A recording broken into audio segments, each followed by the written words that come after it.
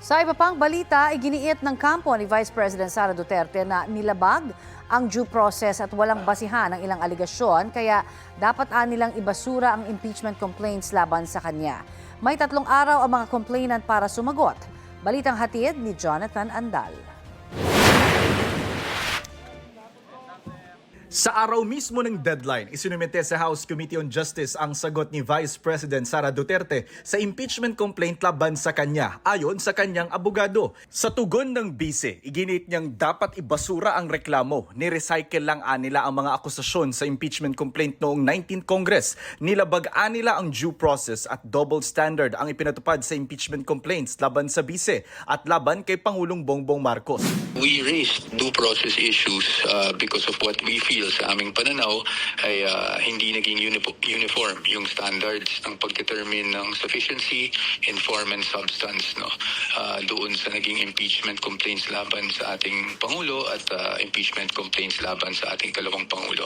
Gate ng kampo ng bise na prejudge o nahusgahan na rin nila ang mga ebidensya laban sa bise. Itinuring din umano na gospel truth ang mga pahayag ng nagpakilalang dating security aide ng bise na si Ramil Madriaga na nagsabing naghatid siya ng milyon-milyong pisong pera para sa ilang individual. Wala raw ni isang ebidensyang inilabas si Madriaga para patunayan ang kanyang mga alegasyon. Sabi ni Attorney Michael Powa ng defense team ng Vice Presidente, ang kanilang isinumite ay answer ad cotellam. Salitang Latin ang ibig sabihin ay as a precaution.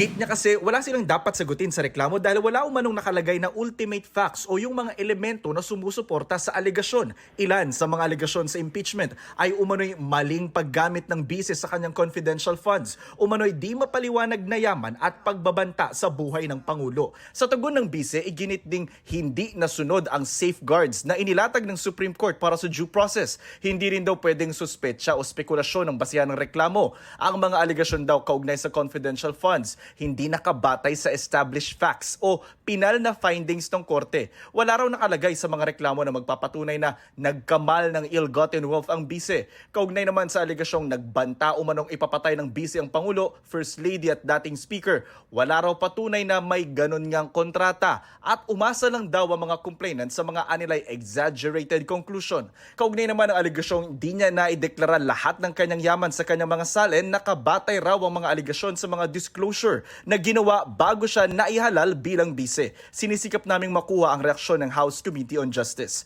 Sa isang pahayag, iginit ni Committee Member Terry Ridon na binigyan ng due process ang bise. Binigyan nga siya ng pagkakataong tumugon pero hindi naman daw sinagot ng bise ang mga aligasyon.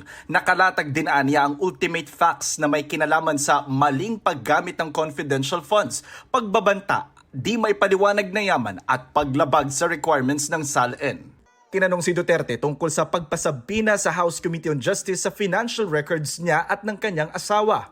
Kausapin muna nila ng maayos yung mga abogado nila dahil sa nakikita natin ngayon ay yung mga iilan sa mga members of the House of Representatives ay inaabuso yung kanilang posisyon at kapangyarihan at more than that ay lumalabas na para silang mga law benders. Wala po nga pag-abuso, wala po nga law bending dito, no? Kundi ito po ay pagpapatupad ng mandato ng proseso po ng impeachment laban sa pangalawang Pangulo. Kailangan pong ipaliwanag ng pangalawang Pangulo, ito pong tinatawag nating 50 million wealth gap sa kanya pong pag-aari, no? And siyempre, pagka hindi po ito naipaliwanag mula doon po sa kanya pong mga negosyo, propesyon at iba pang mga pinagkakakitaan, meron pong prima facie finding na ito po ay unexplained wealth.